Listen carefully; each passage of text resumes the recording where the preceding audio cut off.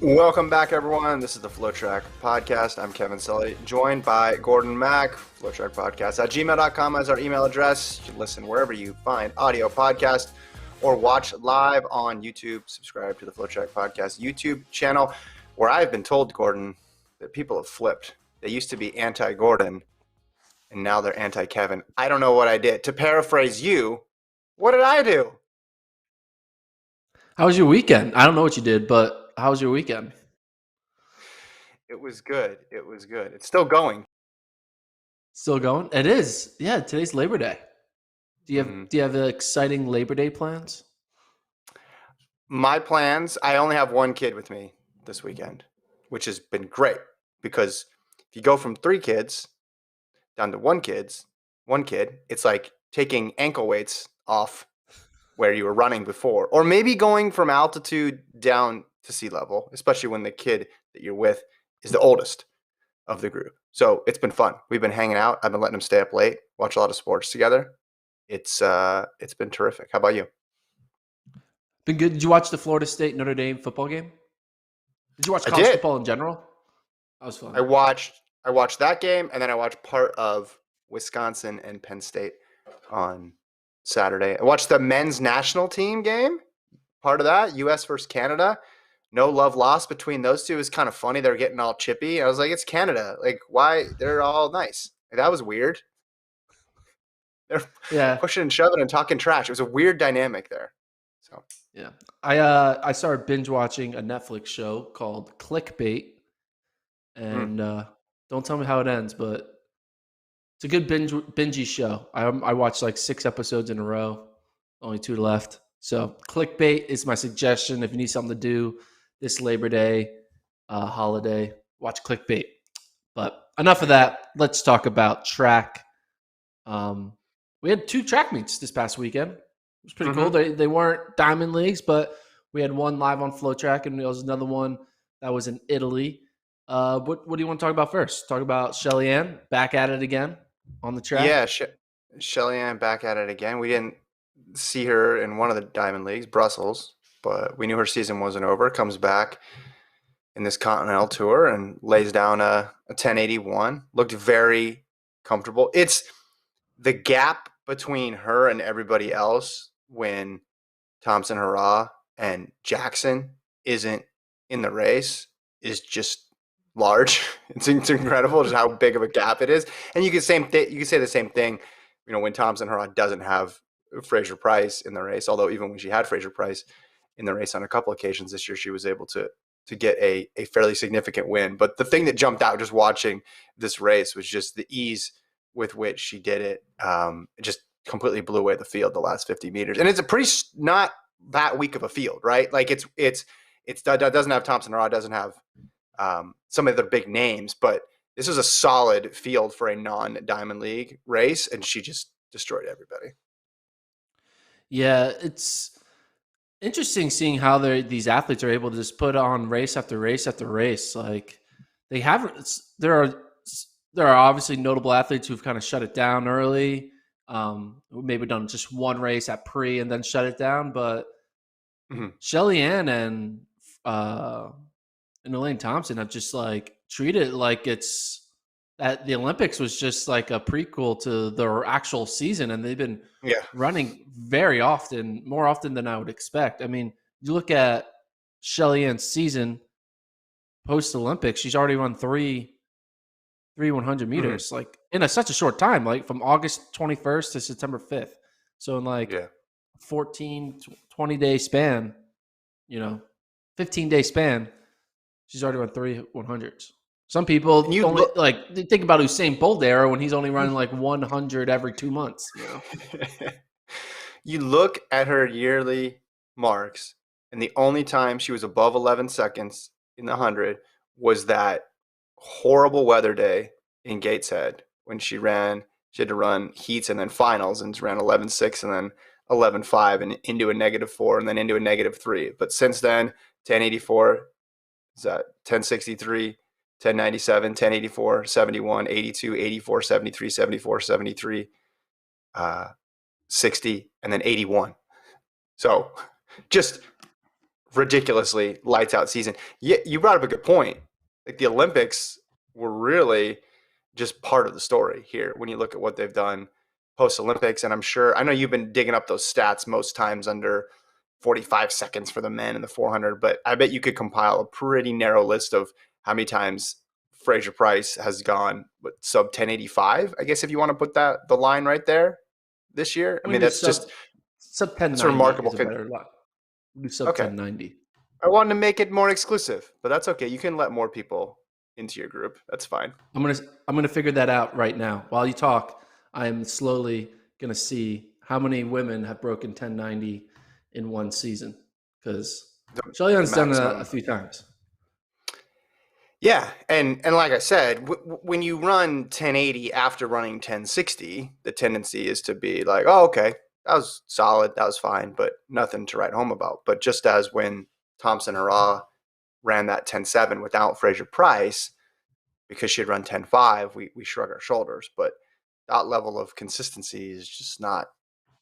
It's not the norm, by far not the norm. If you're watching live, you're getting to see that 100 again, where she just runs away from everybody in that last half of the race. But I hope we get to see her again. I have not seen her yet on the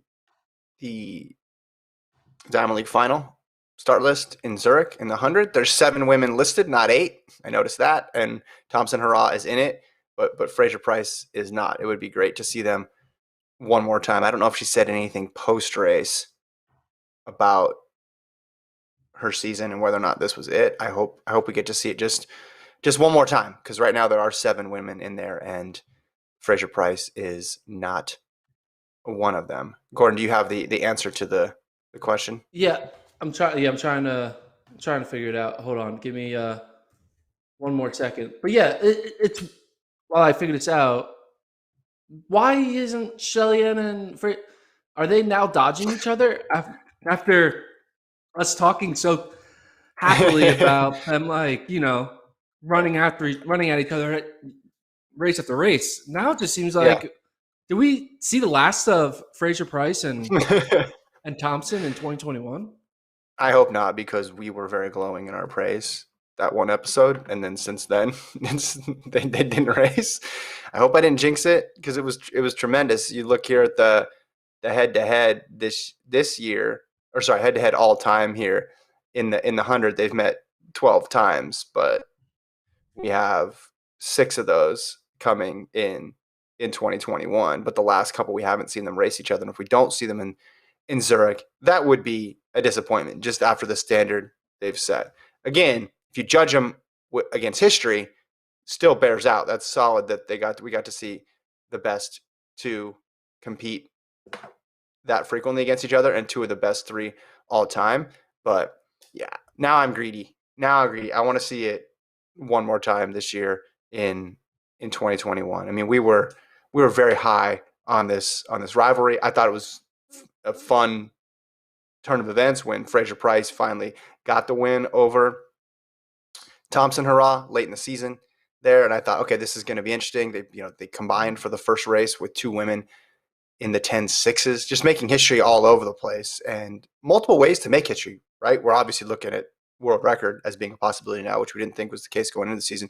But then you have just the combination of them going at it and creating together, not just the fastest time, maybe ever, but the fastest race and the fastest combination out there. So it was terrific to talk about. Yeah, I'm looking at all these clips now. We were very effusive in our praise here. So don't let us down. Just one more time.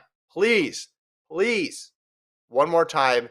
Can we get Fraser Price and Thompson Hurrah lined up? I will not ask anything, I promise, of the women's 100 in 2022 if I could just get that one more time in 2021. Okay, I have the stat, man. Should I send it to Travis so you can put it up on the screen, or should I just read it off? Is it an impressive stat or not? Because if it's not, Impressive. we could just forget. Okay, yeah. It's impressive. However, there is the person up top isn't the person who leads this isn't a person that you want to be number one on the list. If that makes any sense. Okay. That makes sense. So what I did was I'll send this to Travis. I'm doing one last little. I did this. I am very proud of myself. Boom. I'm going to screenshot, boom, and I'm going to give to Travis in our little chat. Travis, where are you? Okay, so I looked at the number of the most win legal sub 1090s run by a woman in one season. Mm-hmm. Carmelita Jeter in 09 and 2012, Gwen Torrance in 1994, and FloJo in 1988 all did it 6 times in one season. Mm-hmm. Shelly-Ann Fraser-Price in 2019 did it 7 times. Elaine Thompson-Herah in 2016 did it 7. Merlene Ottey in 1991 did it 8. Elaine Thompson-Herah this year has done it 10 times. Shelly-Ann Fraser-Price this year has done it 11 times. And number 1 overall is Marion Jones in 1998 with 17 times. So number 2 all time with 11. Mm-hmm. It's kind of crazy to see that Shelly-Ann and Elaine Thompson both have done it 10 plus times, both in the same season. I got some good news while you were talking. Shout out to Marshall. Sent me this link of Fraser-Price after this meet in Poland, where she said, quote, "I was glad I was able to get the break." She's talking about where she missed the last Diamond League. "I needed it to regroup and come again. I'm back in the groove now and hoping the next 2 races, Zurich on September 9th and Bellizona on September 14th, will be good." So she said she's running 2 more races per the IAAF report. Now, again, but I'll bring up that women's 100 start list there. She's not on it. And I would figure that would be one of the people meet directors would be trying to figure out, get a yes, yay or nay on. Like, has she responded to the Evite yet or no? Is it a yes, no, maybe? Is she in that 3rd column there and she needs to be bumped into the yes? Please do that if that's the case. Please confirm that you're going to be there so we can get that updated start list here. But that's certainly good news that she's planning on running 2 more times. That is. So she can increase that number to 13 in 2021. Mm-hmm. But yeah, both Elaine Thompson-Herah and Shelly-Ann, both 10 plus sub 1090s in 2021. Very impressive. There you go. Good. And impressive by you to get the stat that quickly. Good job. That was not something we prepped in the meeting. One other thing I want to mention from Poland before we talk about Padua was Michael Cherry, sub 45 again. So 2 times in a row now, I've said he's going to break his streak in a good way, and he's continued his streak. So that's both good and bad news, because he hasn't run a 45, but he also hasn't run a 43. But I think the 43 is coming in Zurich. Yeah, you put a lot of eggs in the Zurich basket here with Michael Cherry running 43 seconds. I think he will. This race, he kind of was he's been slowly progressing to like 44 flat. This one was a little bit of a slower race for his standard. I mean, he did shut it down though. He shut it down. You just want to question, like, how his legs not tired when you run 44 seconds so many times in one season. Like, a lot of times these guys want to save like a big 44 for 1 or 2 moments. But here he's out here doing it 13 times with a chance.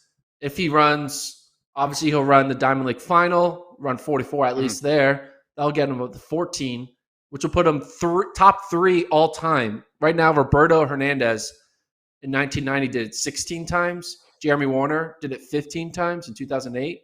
And then there's a 4-way tie, which will soon become a 5-way tie for third, with Danny Everett, Harry Reynolds, LaShawn Merritt, Quincy Watts, and potentially Michael Cherry with 14 sub 45 400s. If you're in the same category as Merritt and Watts, oh, look at this. Michael Cherry, 3 more it is. He wants to go for 3 more to tie Roberto Hernandez.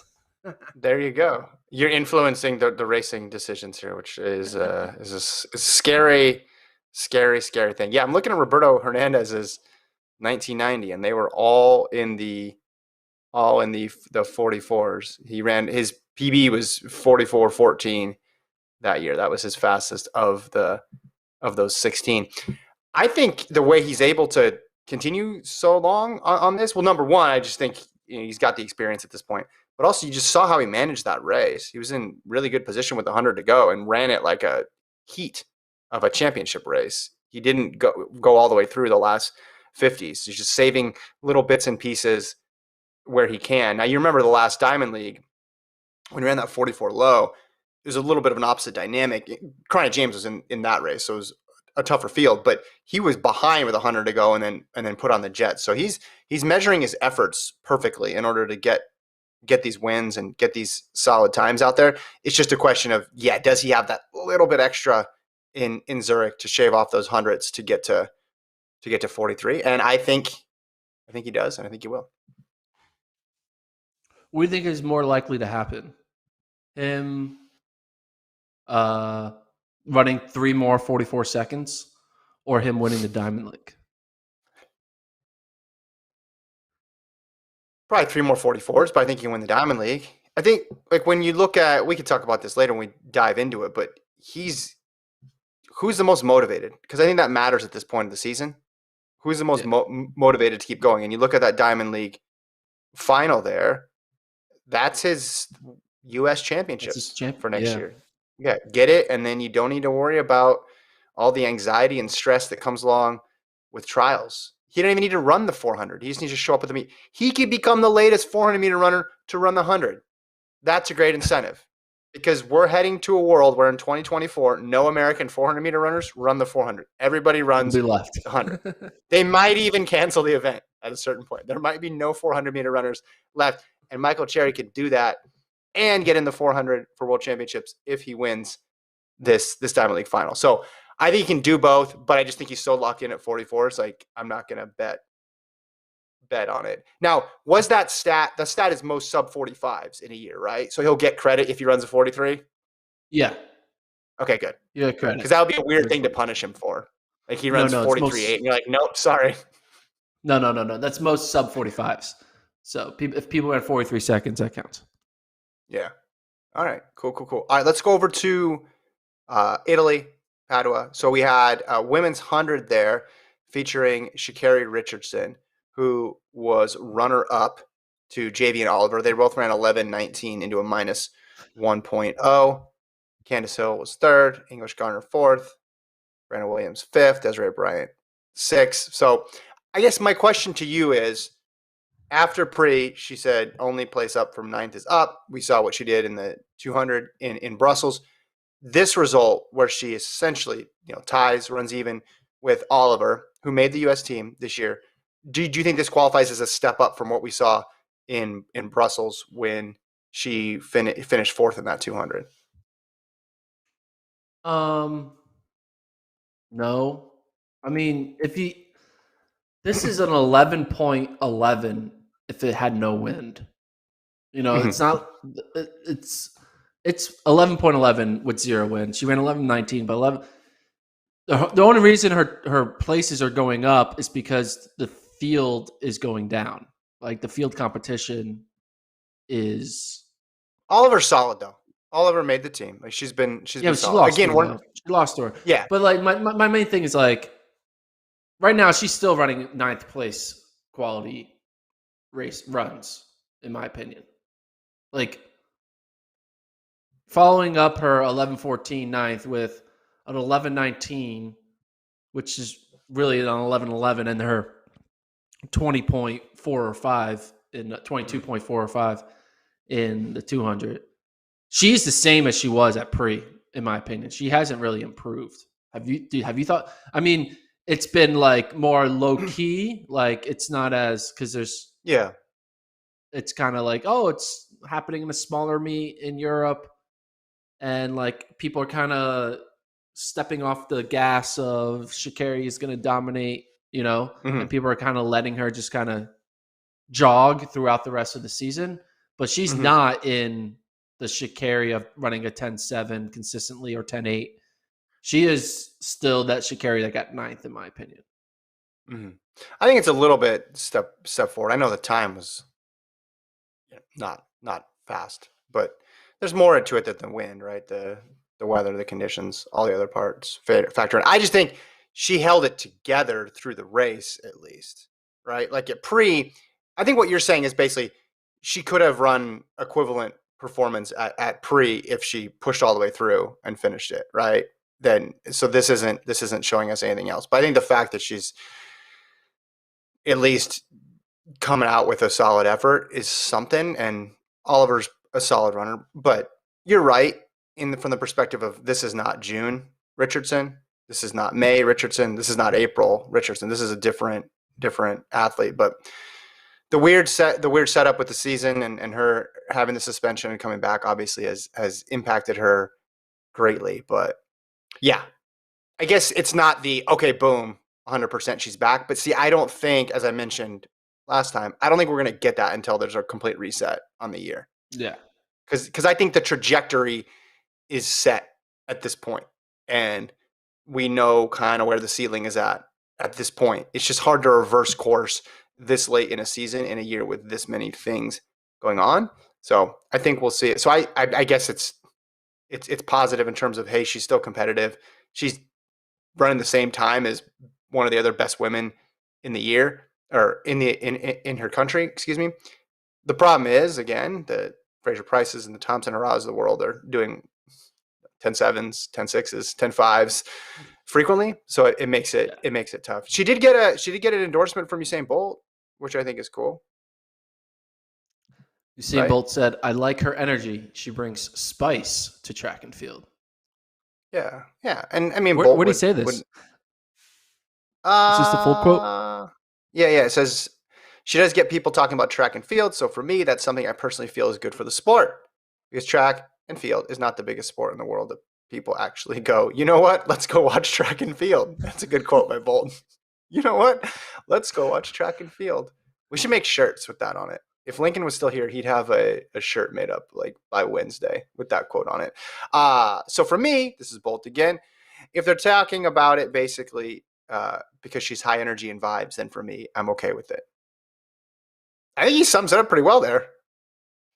I like his kind of little bit of like, callback to her not doping ban, her marijuana ban. It's because she's high energy and vibes. So high energy and high vibes. Got I think you might be looking a little too much into it, but vibes are good. Yes. Vibes are positive. Yeah, I mean, and obviously Bolt would know. Bolt was not nearly as polarizing. In fact, I feel like Bolt had near 100% approval rating, because the way he approached the sport was obviously different, and he never really showed any vulnerabilities at all. So he just kept winning and winning and winning and winning, save for a few times in his career. But in terms of getting eyeballs on the track, or as Bolt would say, getting people to say, you know what, let's go watch track and field, they do have that part in common. So we talk about the little hypothetical mind experiment. How popular would our sport be if you took this Sha'Carri Richardson personality, situational drama, the social media presence, the being a part of, Drake album and being in a Kanye West music video, all this stuff. And it was actually Usain Bolt in his prime doing it. Like Usain Bolt talking all this shit and doing this whole thing. Usain Bolt missing in an Olympics, and then coming back and all this stuff. Like, how crazy do you think? Because one thing that's kind of was good for the Sha'Carri run was leading up to it, she had the talent to back it up. So you knew it was something exciting. But now you're a little less excited to watch a race because you know you're not going to see a 10-8 or 10-7 or 10-6 because she's just not there right now. But like with Bolt, when he's like flirting with a 9.5 and the 9.6s, you knew there was potential greatness whenever he stepped on the track. Do you think if you combine the all-time greatness of Bolt's talents with you could argue all-time greatness of Sha'Carri's branding, what would you get? Like a super specimen? Well, would Bolt, I feel like the trash talk, if he went so hard on it, would have been counterproductive, because he was so good and so much better than everybody. It would have seemed a little out of place, don't you think? Like he's too good to trash talk? Basically. Yeah, because he's like, you all doubted me. Like if in 2012, if he said you all doubted me after he won his second 100, 200 Olympic dub, we all would have been like, what? What are you talking about? Or this was for the I haters. If mean, Bolt that's ever what said LeBron that, James does every year.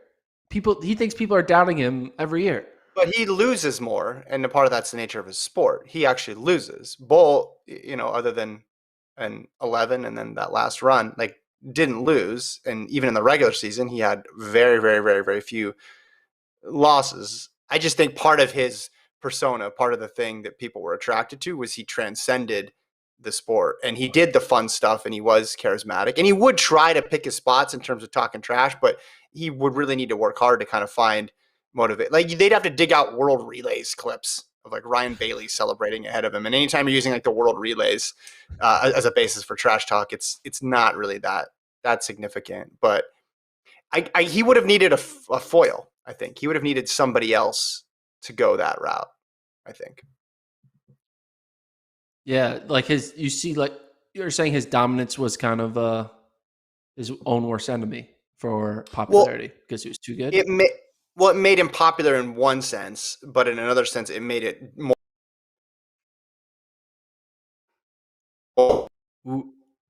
I lost that last moment. You're saying popular in one sense.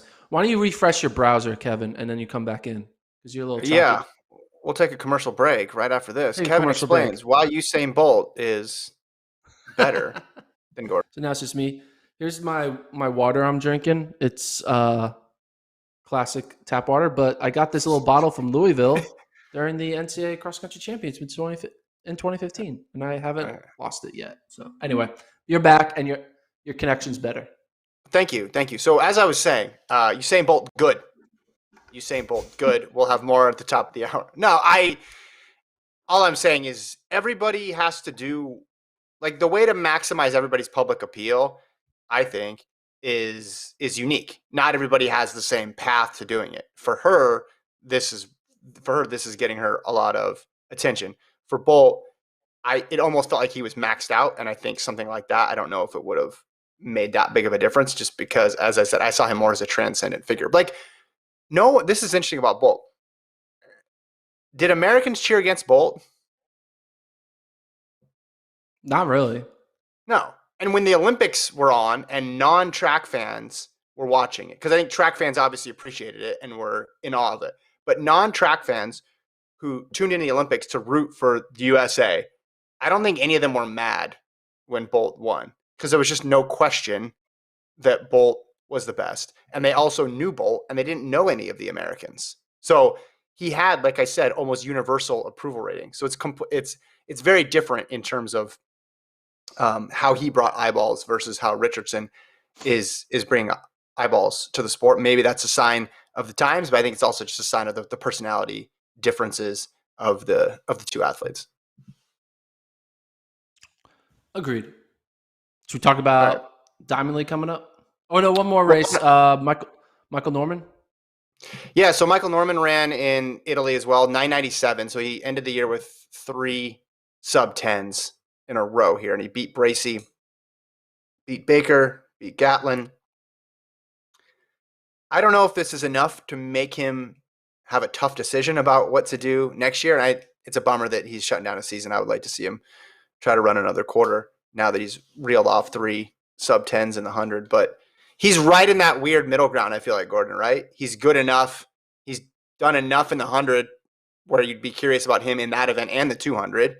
And then he's also struggled enough in the 400 to where, like, do you really want to stick with the 400? Do you want to explore what else is going on out there? He's firmly in that gray area, I think.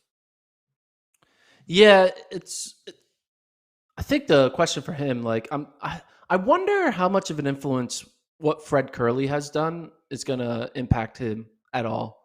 You know, because for him seeing his fellow competitor just go from a great 400-meter runner to like a dominant 1-2 guy in an Olympic year.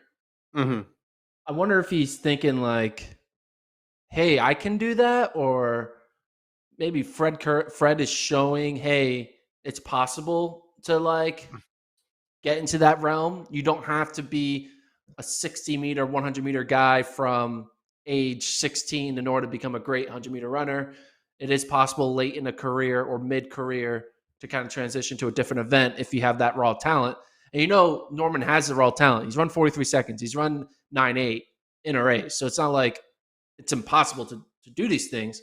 I think the difference between him and Fred is Fred obviously has gone all in on it, right? He started at the beginning of the season going all in on the 1 and the 2, whereas Norman hasn't really gone all in at all in the 100 or the 200. It's kind of just been like a half measure, like, oh, let's dip my feet in after the Olympics, see what I can do. But hey, it would be interesting if he decides to like pull the trigger and be like, I'm out of the 400 and go all in on attempting to get in the 1 or the 200. The 2 is the most intriguing, don't you think? Do you agree with me? The 2 is the most interesting prospect here.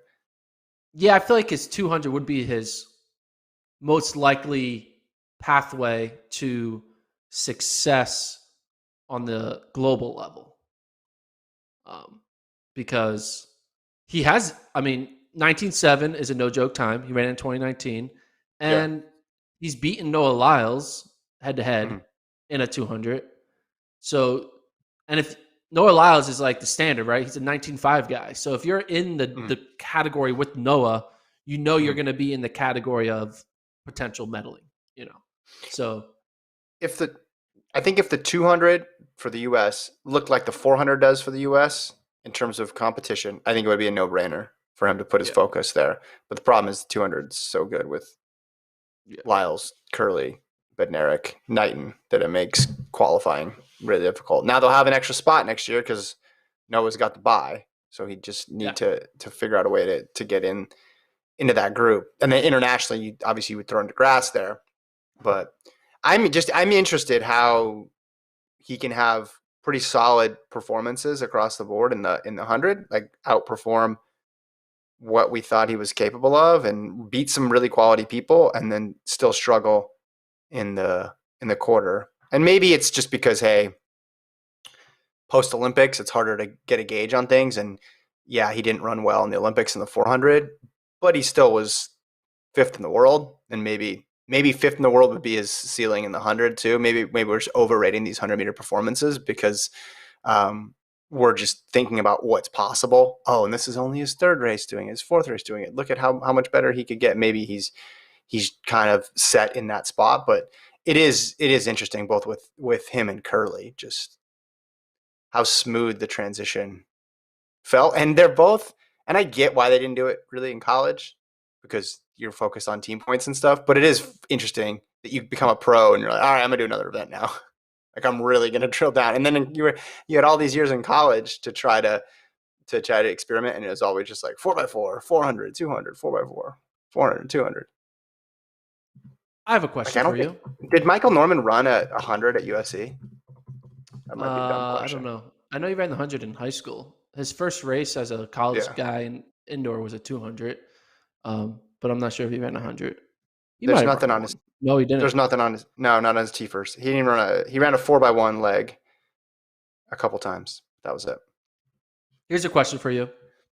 Yep. If we could get this event to happen, I want to see Fred Kerley race Michael Norman in a 4-race event over a weekend. I want to see them race each other in a 100, a 200, a 300, and a 400 in a weekend. So I don't know how you split it up. You probably do a 1 and a 3 and a 2 and a 4, or a 1 and a 4 and a 2 and a 3. Do they tie 2-2? Does one win 3-1? Does one win 4-0? How do you think it plays out with a Kerley, Norman, 100, 200, 300, 400 quadruple header? I mean, the last year I would have said Norman, but now I'd go Kerley. But I want to add more people to this event. No. Lyles and Bednarik? No, because Lyles and Bednarik aren't 400-meter runners. And Bednarik has run a good 400 in college. But it's all about these 400-meter guys changing events. Let's play it out. We have an 8-lane And that, track. Why can't you let me fill the 8-lane track? because I I want want just head to head. All I care is the Norman and Kerley factor. That's all I care about. That's all I care. I want 2 lanes. That's all I Rye want. Benjamin. I, Can I add Rye no, Benjamin no, no, no, for a no. player to be Just named Kerley later? and Norman. Stop changing my imagination. This is my world, and I'm going to live in it. This race is let's pretend the race is happening next weekend. So it's not Yeah. like, oh, well, Kerley was running this in 2019, so whatever. Yeah. Let's do it. Who would win the 100 if it was happening next weekend? I think that's an easy one. Kerley. Kerley, right? Yeah. Who would win the 400 if it was happening next weekend? I mean, that's I tough. think it would be. I think it would be Norman. It has because That's like his. Kerley has run a. That's his. It, yeah, It's his best chance. That's his best best chance, chance. though, Norman. So Yeah. okay, Let's give it to Norman. All right. I'll concede that. Yes. Okay. The 200. Probably give it I'd to go with Kerley now. Yeah, I go right now. I go with Kerley. Yeah. All right. Next And year, 300. maybe different, and then in the past, maybe different. But right now, I go with Kerley. 300. Well, I mean, I would go Kerley. That's why I would have it 3-1 right now. 3-1. Yeah. Yeah. See, yeah. However, That'd be a if fun Noah event to Lyles bet was on. in the race, no, sorry. That'd be a fun event to bet on. Yeah. Do you have it going the other way? Do you have it 2-2? I could see it being 2-2, but I also could see it being 4-0 Kerley. Mm-hmm. It's either going to be 2-2 Norman Kerley or 4-0. I think either Kerley goes 4-0 or he's like, all right, 2-2. 2-2. Yeah. I don't think we get a 3-1. The 300 would be tricky. I just don't know what to expect right now if Norman ran another quarter, and we're not going to know because his season's over. I just don't know what he's capable of. You know, through all these sub-9 or all these sub-10s, are they gonna do they mean he's all right, super duper sharp, and he's going to run like sub-44 or 44 low, or is it just not indicative of any? Like, I'm assuming when Norman ran his PB of 43.45 in April of 2019, he was probably in really good 100-meter shape. He just wasn't running 100 then, too. Yeah. That's the thing. We don't realize how good they are at other events sometimes because these PRs would move in tandem. Yeah. But they're not running a PR in the 100 because they're running the 400 then. They can't. Yeah. They're not doing multiple things all at once. But the 43.45, I'm sure it was indicative that he would have run sub-10, but now well under sub-10, and now he's running 44 lows, and he's still able to go sub-10. So I don't know what to read into it, but I would have Kerley 3-1. That would in our quadathon. Can I talk about one more thing about Fred Kerley? Travis, you can bring this up. Have you seen that Fred Kerley is offering NFTs? Travis, Google NFT Fred. Google NFT Fred Kerley and bring up his website. I haven't check this out. I haven't seen much NFT news recently. Do you have any NFTs? His website? I did not purchase one. They were a little bit out of my price range. Trayvon Bromell bought one. He, for those who don't know, an NFT is like a trading card that's digital where you can you buy it and then you can resell it. But it's just basically a mini GIF or video that you pay for.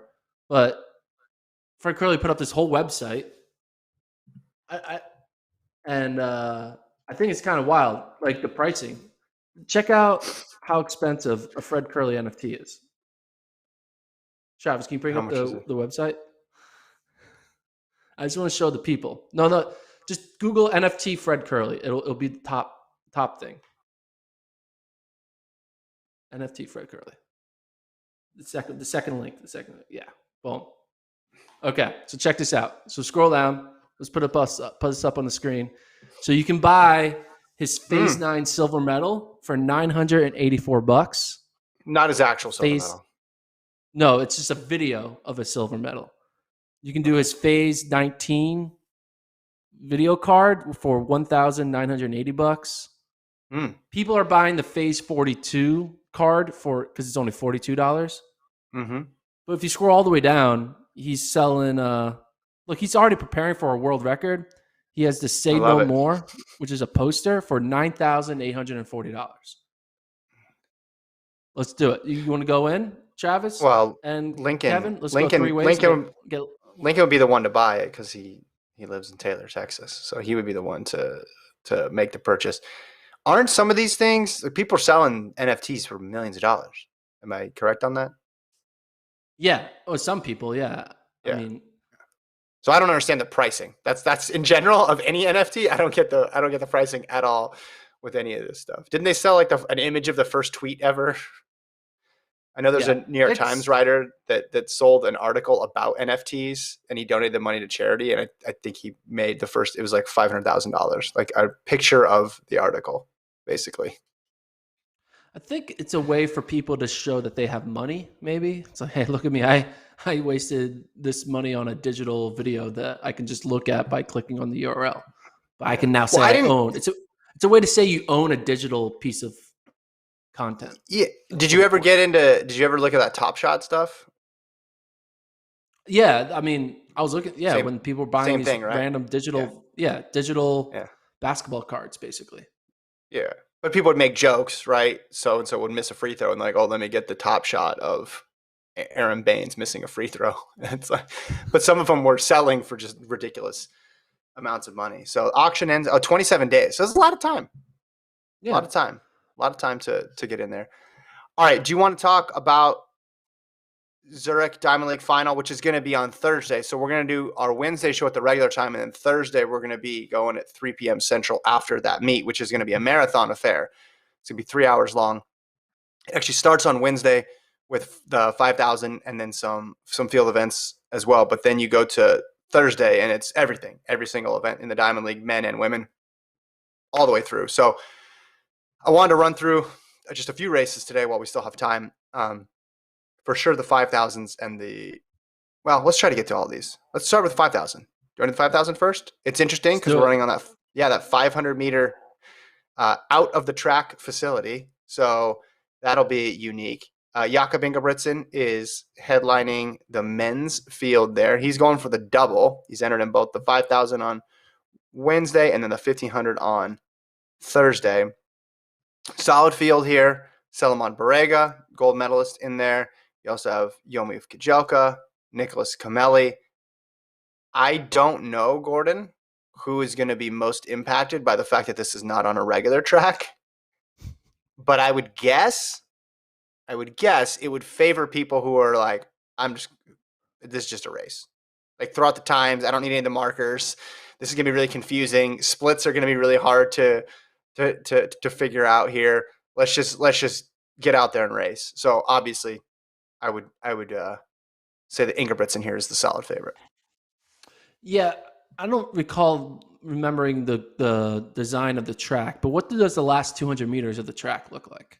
I think Travis, can you pull this up? That people tweeted out a picture. I want to get it accurate, but if I don't know if you put like Zurich Diamond League 5,000 final on Twitter, I think they there's an image up there. But it's just, I mean, it's relatively track like, right? But there are some turns. There are some turns on it. I don't know if we'll be able to pull this up, but Do you ever get to turn right? yes, I Really? think so. You get to turn Hold right? on. Let me Because try then to that's find when you have this. to work on tangents. Then you get to turn right. Um, yeah, I can't find it. I'll Anyway, find it. keep going. Come Oh, you on, want me to keep going? Zurich Oh, Diamond League 2021 outdoor 5,000 meters. yeah. Someone asked in the chat, it's not on a regular track, it's a street race. Yeah, it's outside the stadium. So they're doing it, I think, in the exact same area where they're doing a lot of these field events out of the stadium, which is weird and somewhat controversial because, hey, this is a Diamond League final. This is an actual track race and theoretically one of the higher stakes ones of the entire year. And you're putting it in a different setup than you are every other race. Now, especially for the Kenyans and the Ethiopians, is a buy is on the line here. Okay, here we go. So we have it. No, so it does not look like there is any right-handed turns here. It just looks oddly, but like look at how sharp some of those turns are, right?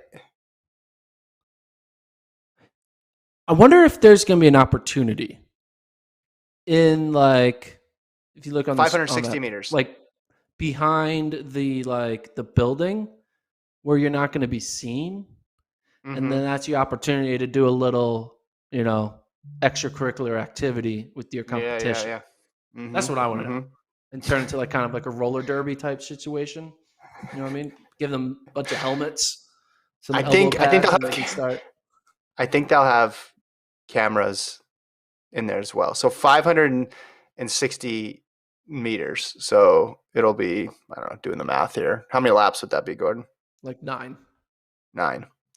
9 laps. So, there's been street races out there. I get this. They're laying down a track here, but it will not be the full.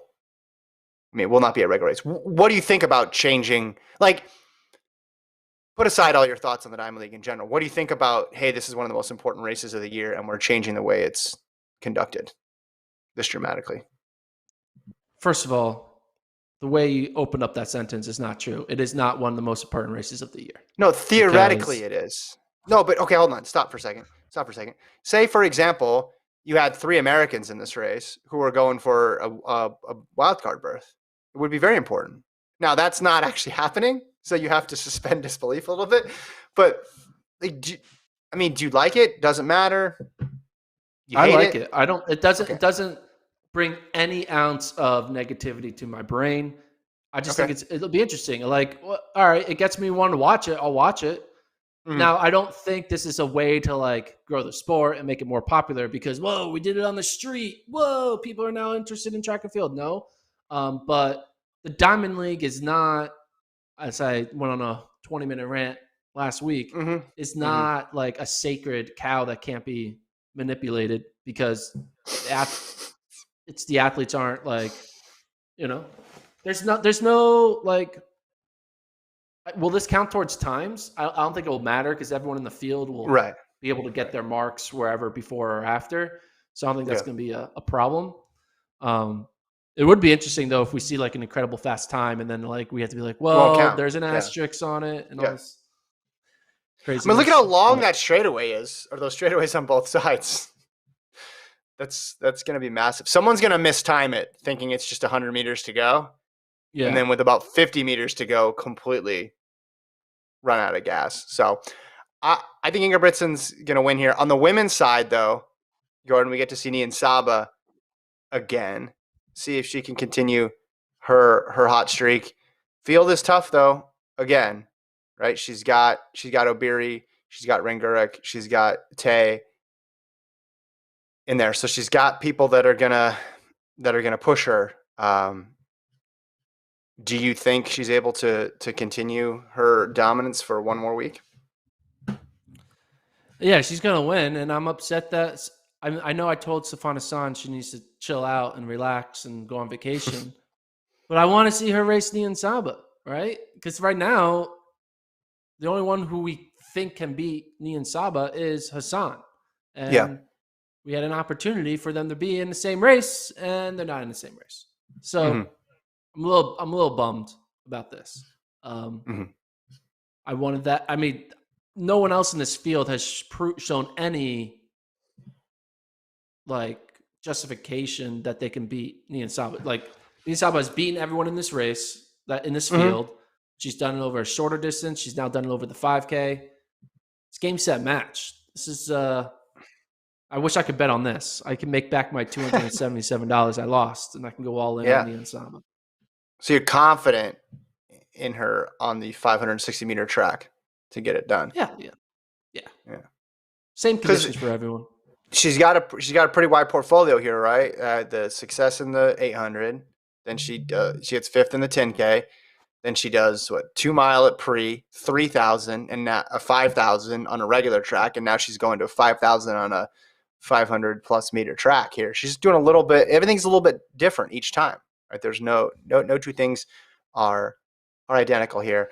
Yeah, she just seems like she's running with so much confidence, and I think everybody's rightly concerned about her kick. And if she's in the mix in that last lap or last half a lap, I guess you'd have to say here with how big the track is, then she's being in a good spot. I do think Obiri and some of the others will look at this larger track as an opportunity to try to shake her earlier, right? And maybe just because maybe because it has a little bit more of a road vibe, that things won't bunch up as much. I think that's what they're going to be hoping for. You mentioned Sifan Hassan. We can transfer to the women's 1500 real quick, because you're not getting Sifan Hassan in the 5000, but you're getting her in the 1500 against Faith Kipyegon. That's pretty good, right? I mean, those three have matched up a bunch of times this year, and every time they do, it's a classic. Why do you think Sifan Hassan chose the 15 to go up against Faith Kipyegon, who looks like she's not going to be beat, over choosing the 5K? Revenge. Pure, unadulterated revenge. Yeah, she wants to beat her. We know Sifan Hassan is the best in the world in the 5. We know she's the best in the world in the 10. 1500, it's Kipyegon. It's Kipyegon. And you can say, all right, if Sifan Hassan didn't have the other races in her legs, then she would have kept it closer. But she's also beaten her straight up in a Diamond League race, and Kipyegon has the claim as the best women's miler of all time. I mean, they had that cool race in Italy early in the year. They had the one in Monaco where Kipyegon blew her out, and then obviously in Tokyo, Hassan faded to the bronze. But I think Sifan Hassan is all about doing unprecedented things. I think that's what motivates her, and checking off boxes is a high priority to her, and answering questions that are asked of her, right? So there's the 15 and the 10 was crazy, but she did it just because I feel like it had never been done before. And then once she does that, okay, I can't go back from that. So what am I going to do? Oh, I'm going to do a triple that very few people have ever attempted, and no one has been as successful as me in history at completing. Okay, then what do you do after the Olympics? Oh, I'm going to go for a 5K world record. Oh, you missed at that. What are you going to do? Okay, now I'm going to go for the mile world record. So it makes sense. If she goes and she wins the 5,000, it's like, all right, she's expected to. She goes and she knocks off Faith Kipyegon in the 1500. That's a story. I just got a text. I got some breaking news. You ready for the breaking news? The USATF 20K championship just happened in New Haven, Connecticut. And on the men's side, our boy, Ben True, won. Yeah, that happened like an hour ago. That wasn't really breaking news, but okay. All right. I thought that was interesting. Beat some good guys. Beat Leonard Carrier. Of course, Ben True's good at a 10K. Beat Simbazo. Okay. I mean, it's 20K. He's not. The longer the distance goes for him, he Credit gets to him. A little.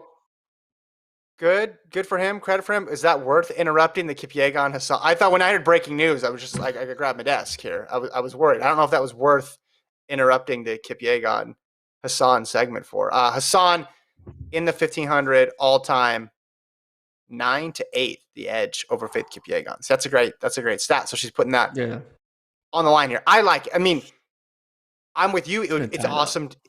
It would be awesome to see her in the 5 against Nian Saba.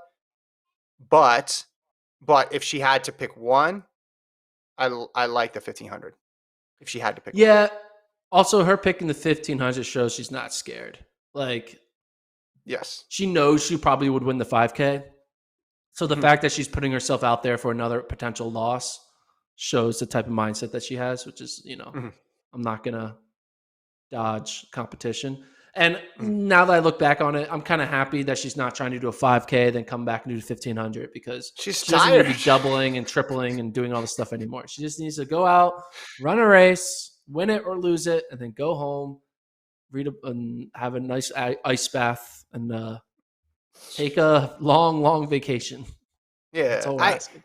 This is going to be, even if she was fresh, it's hard to beat Faith Kipyegon. And then she's coming in after doing 2 world record attempts after a triple. So this is going to be this is going to be very challenging. So I would expect Kipiegon to win. On the men's side, do you think Ingebrigtsen can pull off this 5:15 double? So here's the is 15. Chariot's in the field. Our boy Stuart McSwain, Mr. Always in the mix, but always not in the mix in the final 50 meters, is there. So he'll make sure it's honest. Until he won. Yeah, until he won. Yeah, I think Ingebrigtsen. I mean, I've said it, right? I've predicted he's not losing a race until like 2024. So you got to keep that streak going. So I think he's going to win. Chariot doesn't look like the old Chariot of 2019 yet. So yeah. And the rest of the guys, you know, they're good. Like Hoare and McSwain are both running well. Katir had a moment, but hasn't been running too well. But outside of that, I mean, it looks like it's just going to be a McSwain, Ingebrigtsen, Chariot race. Mm-hmm. And like, if Josh Kerr was in it, maybe I would get a little, all right, if it gets tactical, watch out for Kerr. Mm-hmm. But no, I mean, just the depth of quality 1,500 meter competition isn't there right now. So I would go with Ingebrigtsen all the way. Do you remember when Ingebrigtsen took off and Chariot just didn't go with him and he stayed back? That was an interesting tactical decision. And I just want to know how he responds to this one. Does he do the same thing? And is it just going to be McSwain, the only one pursuing Ingebrigtsen? Because he's going to be coming off a 5 the night before. This is an important race, I think, for everybody else in the 1,500. Because if you can't beat Ingebrigtsen after he runs the 5K a few hours before, you're going to have trouble making a case for why you're going to beat him in 2022. So I think this is an important race for those people who are contenders. It's as important as a September race can possibly be, a month after the Olympics, but I think it is critical. And I think the way to win is Chariot's going to have to go back to the old way of racing. He's got to turn the screws on him early, and he's going to have someone to go with him if he decides to push the pace. Because again, Stuart McSwain has never said no when people have asked him, hey, do you want to push the pace? The answer is always yes with Stuart McSwain. So Chariot's got to get out there and really force it to try to run the legs off of Ingebrigtsen here after his 5K. Yeah, this is definitely an embarrassment test, right? Will you or will you not be embarrassed by Ingebrigtsen? Because if he does win, it's going to be kind of embarrassing because you're losing now to a guy who's still only 20, coming off a 5K, and you still can't get it done. It's going to be the embarrassment test. And Chariot, based on his pedigree, should be able to be like, no, young Padawan, I am going to continue to try to dominate this event. But we'll see.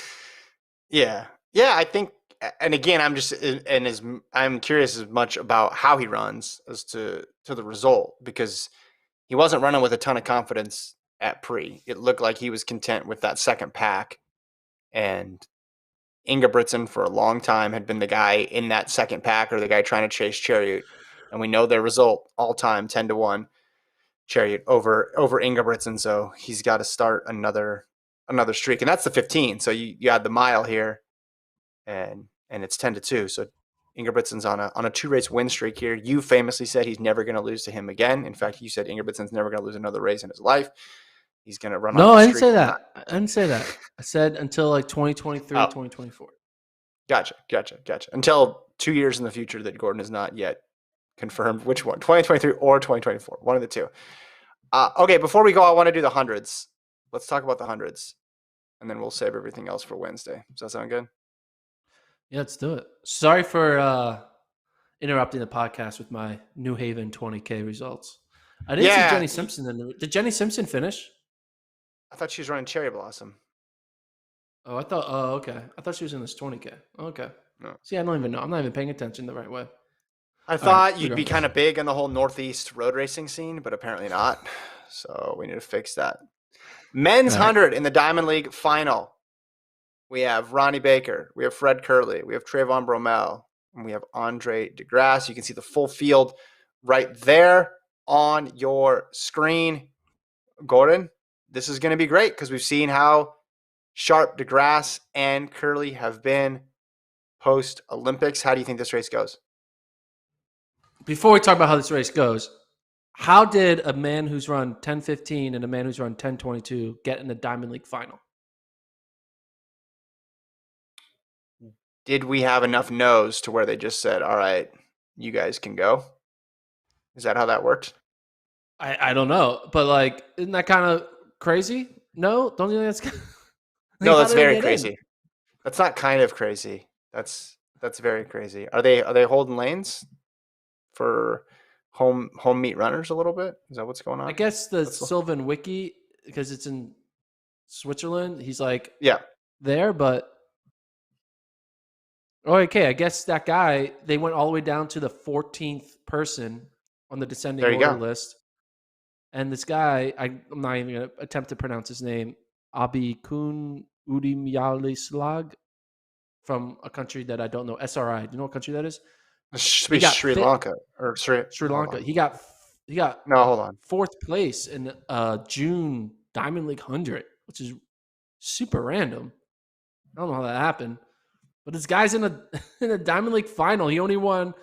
He only ran in one Diamond League, gets fourth in it, and now he's in the final because all these other guys dropped out. It's kind of wild. So, what do you think in terms of? Yeah, that I mean that. Put that up again. Okay, yeah. Here's the profile here. Uh, it is weird. So many people didn't want to go to that for the Right? 100.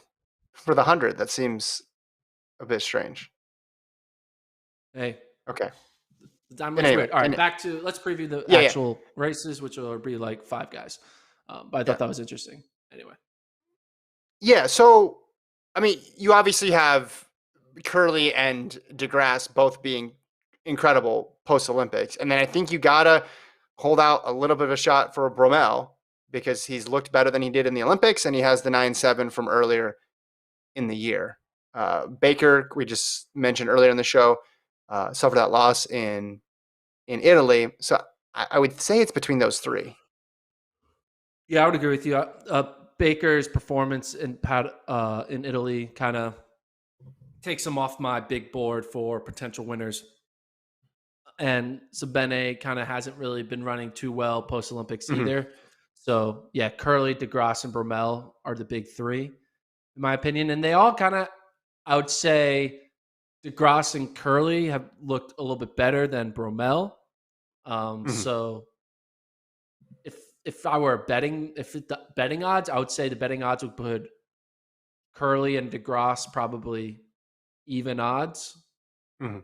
and then Bromell third, right? I don't think there's Mm-hmm. a clear favorite between Kerley and DeGrasse, because while Kerley has found a way to improve upon his silver medal by running well in these Diamond Leagues, DeGrasse also has been improving on his gold 200 by running well post Yeah, Olympics as well. And also, I think didn't he beat Kerley at pre that were in the at same pre, event? And pre, pre, yeah. yes.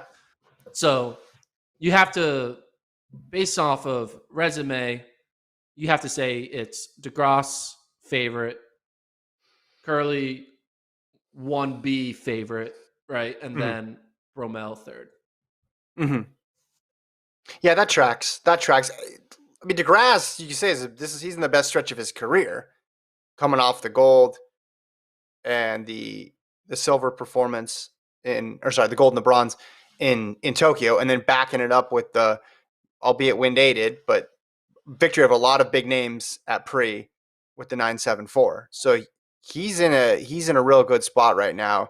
The only question is, okay, can he hold it for one more meet, and then we know what Kerley's been doing. But yeah, absolutely. I mean, there's a reason why we said right now best combo sprinter is DeGrasse, Yeah. and that and it's because of just the marks that we've been talking about in the big meet performances that he's had. So I think you're right. Those two, it's very interesting to see what Bromell is going to do here because his last race, he was close. He was there. He was close. I wonder if it's just a matter of something, that final piece clicking into place for him, and he's able to have that strong last 50, or maybe it's been a long season. Fatigue is weighing on him, and it's going to be tough to get to recapture what he had in April, May, and June. Yeah. After Prefontaine, we kind of anointed DeGrasse as the best male sprinter. Mm-hmm. And it felt kind of, he had the two medals, and he just won the Prix against Kerley and a bunch of other guys. Mm-hmm. But Kerley has had a reason to say he's better. Like he's built up a resume to go up against now DeGrasse. And if Kerley can come Mm-hmm. out and beat DeGrasse in the Diamond League final, are they racing again in the 200? No, They're not? no. Are either of them racing the 200, or are they all just going all in on the one? They're all going all in on the limit. The 200, Okay. which will prevent. No, sorry. My apologies. They are racing. Oh, this is great. They're This racing is the great. 200. This is great. So Okay, let's just say the belt is on the line, Gordon. Is that what we're saying yeah, here?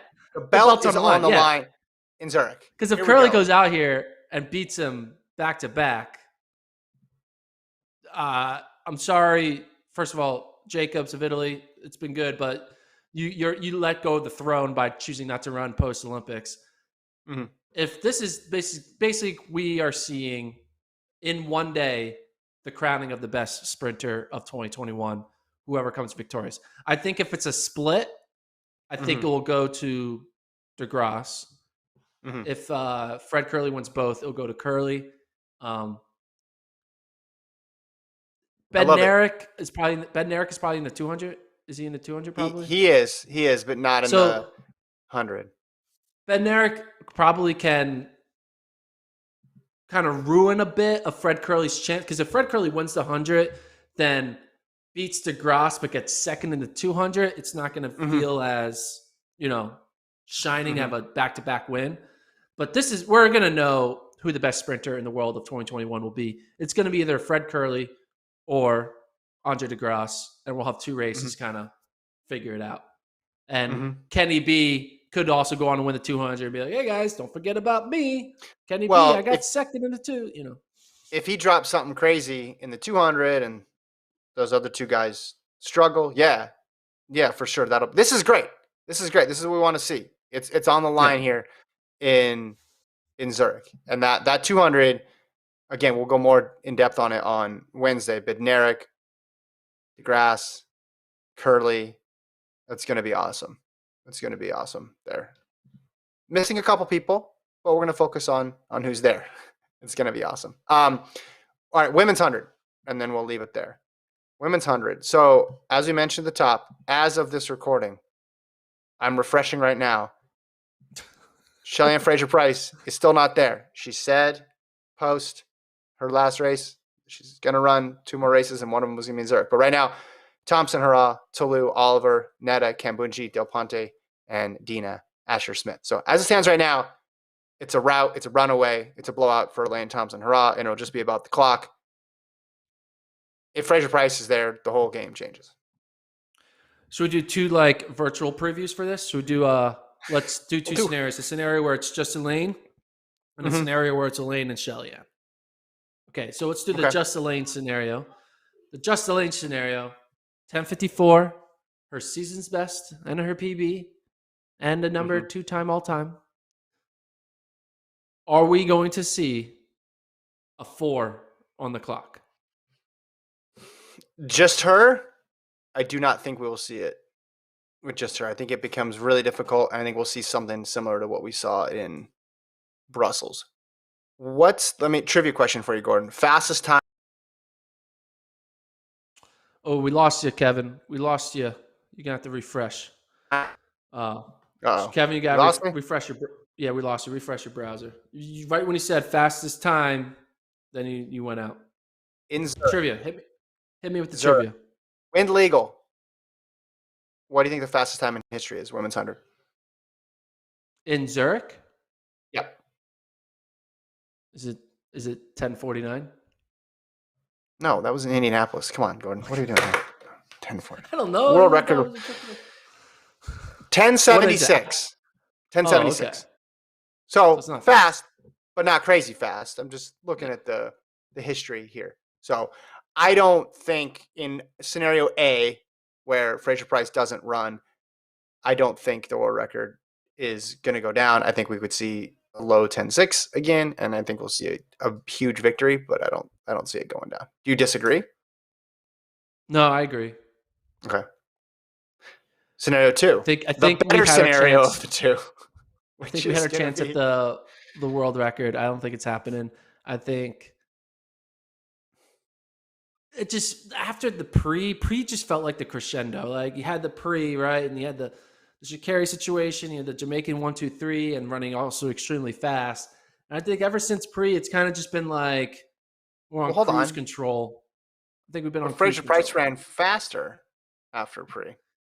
Yeah, but Elaine Thompson didn't, and she's the one who won. True, but Lausanne was amazing. The 10.6 to 10.64 was amazing, and I think we could get something similar to I that think we had something if like she's that. there. Yeah.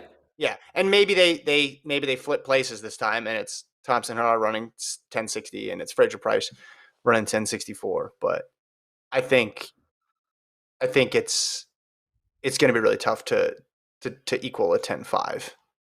That sort of performance is going to be tough. Now, you asked me what would Fraser Price have to do. Speaking of the belt, could Fraser Price do anything in this race to get it?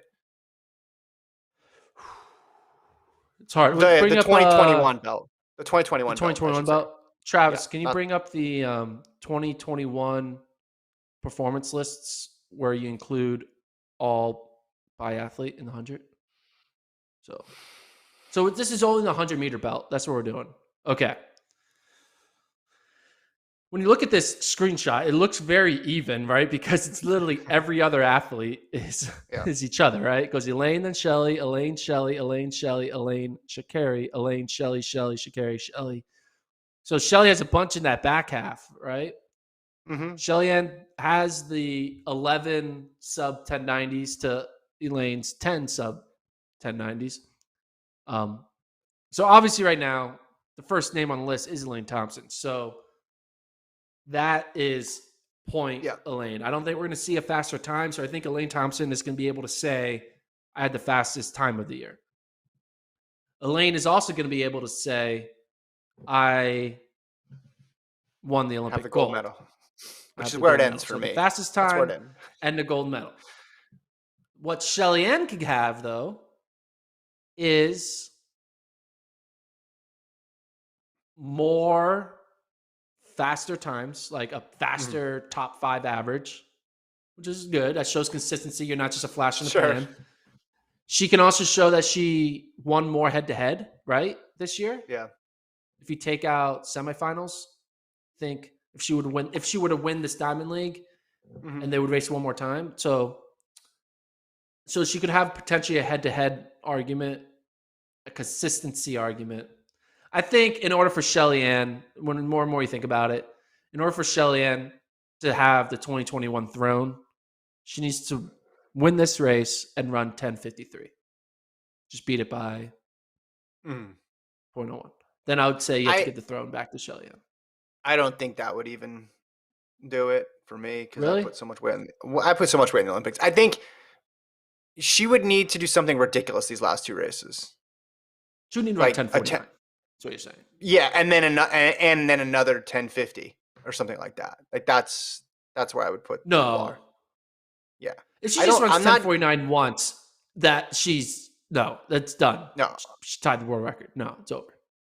I don't. I would still give it to Thompson on. Also, no one looks at it like who's the best just 100 runner. They're going to look at it as sprinter, and then you got to factor in the 200 stuff where Thompson Hurrah is way better this year with the 21.5 and with the gold I just medal. think you're saying if Shelly-Ann Fraser-Price were to break the world record, you would not Yeah. consider her the best sprinter of 2021.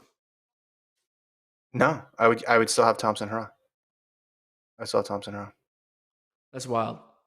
Yeah, and I didn't think I was going to say that. That's a take. That's a take. It's a take. I That's didn't. wild. I didn't think I was going to. Again, to reiterate what I said a month ago, it's not as if Thompson Hurrah ran her season best is 10.8, and she had a crazy fluky 100-meter win at the Olympics, right? She's proven time and time again how fast, and her PB, her season best at its slowest is going to be 10.54. So say Fraser Price does run 10:48, gets the outright record. So she has a faster season best by 0.06. But Thompson-Hara's got the golds, and that's where I'm putting the weight here, considering everything else. I mean, look at her. Like, I mean, 10:50. Because you can flip it around and say, okay, so you're not going to say the best 100-meter woman of the year would be a woman who's run 10:54, 10:61, and 10:64 and won the gold in a blowout, like the most important race in a blowout. Like that's also crazy too. No, but like I also think you're Don't just try to make me admitting sound that, crazy. you're admitting that once you have the Olympics, nothing else matters ever, and like that it kind of sucks. No, like why are we watching these races no. if they can't? If that was the case, then we wouldn't have just had this whole thing about DeGrasse and Kerley vying for the best sprinter. We'd be saying it's Marcel Jacobs and it's over. But Marcel Jacobs' season and Elaine Thompson-Hara's season could not be more different based on head-to-head versus other people, all-time quality marks. It's not close at all. And again, if Thompson-Hara ran 3 races this year and one of them was the Olympic final and she won it in 10:08, and then Fraser-Price went on and broke the world record, I would agree with you. But she didn't do that. She's run 10:54. She's beat her a bunch of times head-to-head. She's run the 10:61. Theoretically, she's going to run really close to whatever Fraser-Price runs in Zurich as well, too. So she's going to put up another all-time mark there. Listen, extraordinarily complex and historical seasons call for extraordinarily complex takes. And I didn't think that I would ever say breaking the women's world record wouldn't make you the best 100-meter runner of the year. But this is the situation we're in because they've both been so good. The reason why I think say that. Don't make me sound crazy. No. It's not crazy. I'm going to make you sound crazy. I get your point that Elaine Thompson has such a great resume that a world record alone won't beat it. I get that. Yeah. But like, if Shelly-Ann were to break the world record, her like second best times are still going to be incredible. Like she'll still have her 10:06, her 10:60, her 10:63. Like it's the world record won't be a flash in the pan. The world record would be just as much of a flash in the pan as Elaine Thompson's gold medal. You could argue that's a flash in the pan because it's one race. The world record's one race. Olympic finals one race. All that, whatever. I'm just saying, come on, man. If you break FloJo's world record, you're the best. Yeah. I know we had an Olympics and all, but like, no. Listen. And this isn't like some like the Olympics and there's like time trial world record attempts with lighting on the track and super spikes and all this stuff. No, this is just raw. You're beating a record from the 1980s. Leave the lights out of this. Now it's personal for me. I was going to let that go, but now I'm fired up. I don't think your argument's crazy. I don't think it's crazy at all. Like I will listen to that side of it. I would just, on balance, I would still give it to Thompson-Hara. And this is the position they put us in because they've been so spectacular this year that I don't think that that's a crazy argument. But I'm just going to give way more weight because to me, there's the Olympics and there's everything else, right? I'm weighting a Diamond League final the same as I would weight the same as I would weight them going head-to-head against each other in the Jamaican championships. The one meet that gets elevated above everything else by a huge, huge, huge factor is the Olympic Games because it has to be. So, all right. I think we're going to leave it there. We're debating something that might not happen at all and what would happen next. It's great. It's good. It's good. So we'll go more into the Diamond League final preview on Wednesday, 9 a.m. Central Time. You can watch it live on the FloTrack Podcast YouTube channel or catch it later on the site or wherever you listen to audio podcasts. Thank you to my co-host Gordon. Thank you to Colt for producing. Thank you to Travis for producing. We'll talk to you guys in a couple days.